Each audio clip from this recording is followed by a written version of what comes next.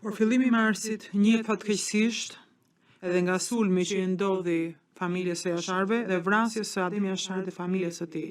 Një ngjarje që nxiti atë për të cilat pajtojnë të gjitha palët, fillimin e zgjerimit eksploziv të UÇK-s nga origjina e vet guerile.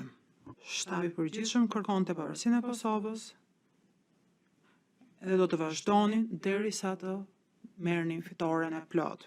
Partitë politike që konsideronin autonominë do të ndëshkoheshin si tradhtar, në thonjza.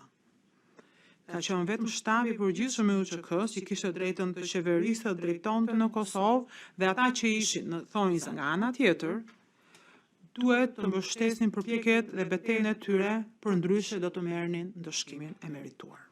Të akuzuarit nuk u galvanizuan papritmas nga vrasja e familjes së Jasharëve për të dalë vullnetar.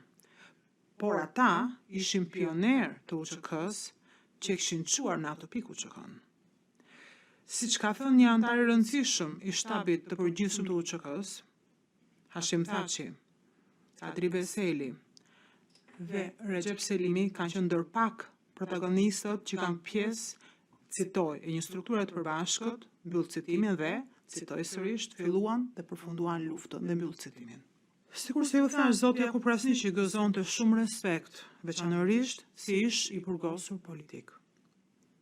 Donsa i kanë pasur një profil ligjor në LDK në vitet 90, ai kishte kontakte me Adem Jasharin në thënjishin dhe shirë me UÇK-n që prej 1993-shit dhe këtë mund të gjeni në provën P00186, pra, dhe na ka shpjeguar se u bashkua shtabit të përgjithshëm rreth fillimit të 97-s. Këtë mund ta gjeni sërish në provën P00794. Dhe ja, kështu u bën bashkë të akuzuarit.